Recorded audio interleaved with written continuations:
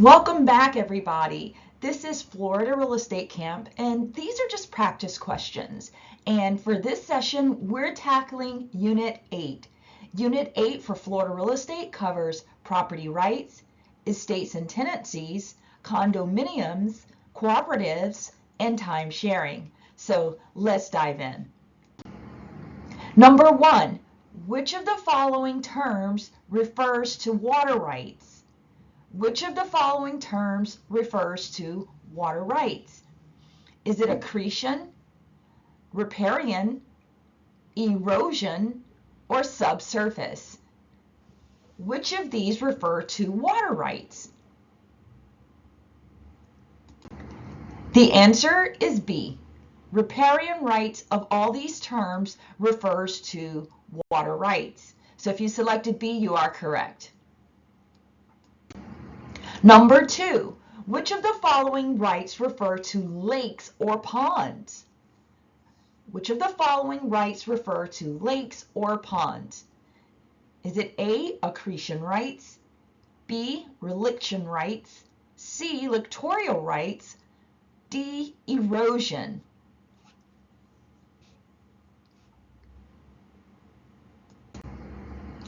If you selected C, you are correct. The answer is C. Littoral rights are associated with land that abuts water that is non-flowing, including lakes, ponds, oceanfront property, and gulffront property.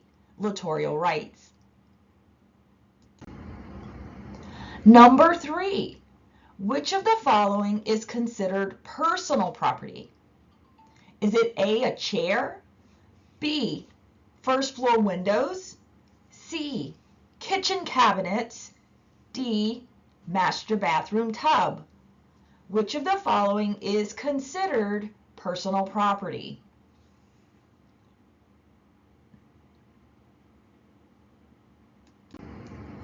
The answer is A, because a chair is considered personal property because it's not attached to the actual real property.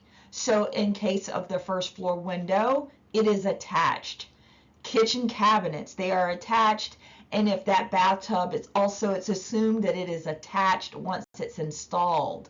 So the personal property here would be the chair. Number 4, which of the following does not include basic property rights?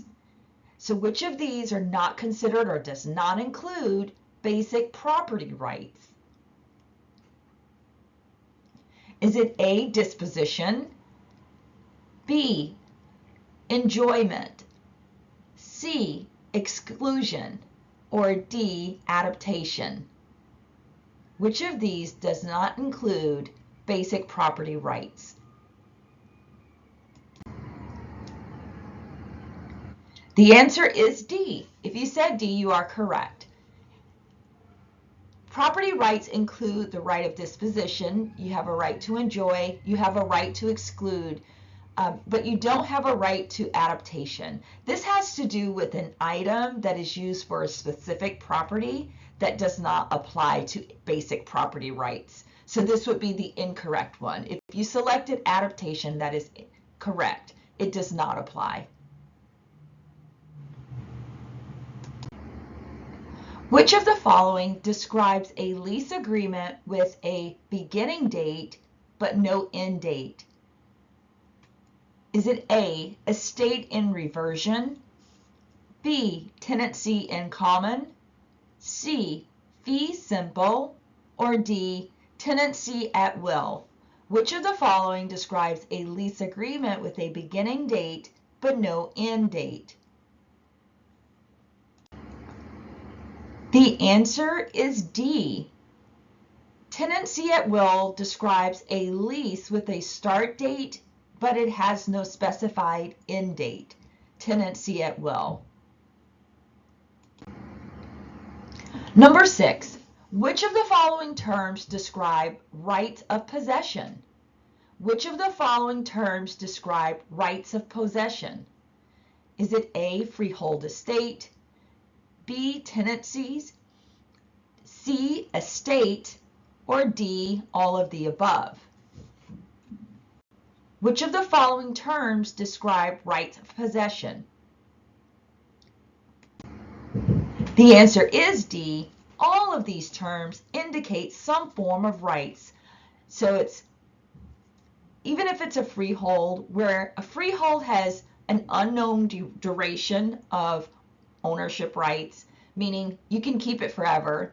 Lease or tenancy is a leasehold estate, whereby usually there's a fixed duration of time whereby the tenancy exists. Unless it's tenancy at will, remember there's no end date stated there. And then estate describes some in form of rights that you would have if it's your estate. So all of these terms indicate some form of possession rights or ownership rights. Number 7, which of the following offers the most comprehensive type of ownership? Is it A, tenancy at will, B, tenancy at suffrage, C, fee simple, or D, life estate? Which of the following offers the most comprehensive type of ownership?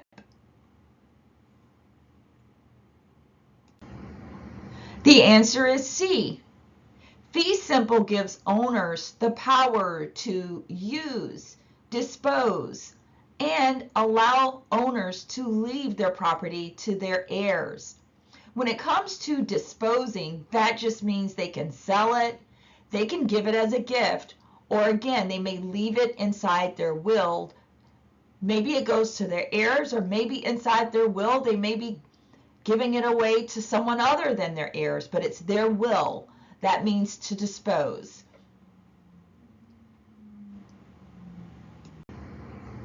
Number 8, which two terms describe a freehold estate?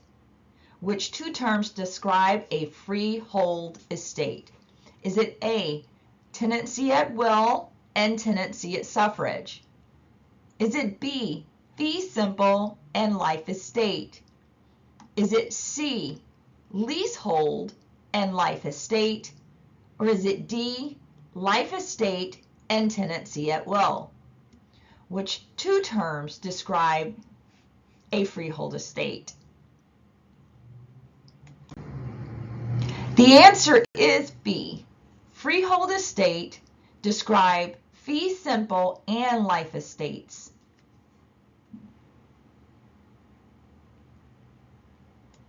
Number 9, which of the following is not a type of leasehold estate? Which of the following is not a type of leasehold estate? Is it A, life estate, B, tenancy by suffrage, C, tenancy at will, or D, estate for years? Which of the following is not a type of leasehold estate? The answer is A. A life estate is a type of a freehold estate and does not apply to leasehold estates. All others are leasehold estates. And then when it comes to estate for years, this can also be called tenancy for years. Again, making that a leasehold estate. So the answer here is A. A life estate is a type of freehold estate and does not apply to leasehold estates.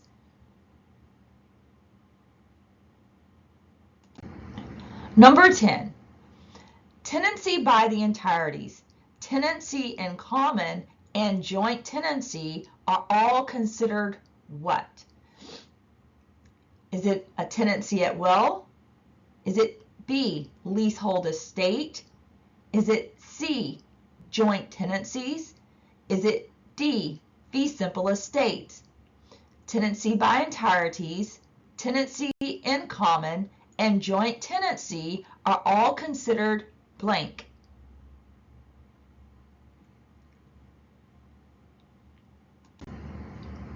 The answer is C. It's co-ownership. Tenancy by the entireties, tenancy in common, and joint tenancy are all considered a type of co-ownership. So be careful. We know we use the word tenancy to describe different things, whereas tenancy at will, it's when they possess the rights without a specified end date. That is a leasehold estate. Tenancy by the entireties is an ownership term.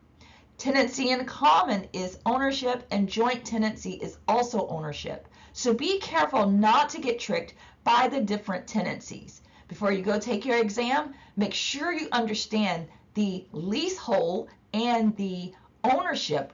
So this is a form of co-ownership whereby tenancies are used to describe these types of co-ownership.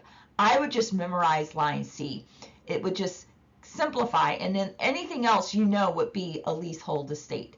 So co-ownership needs to be memorized.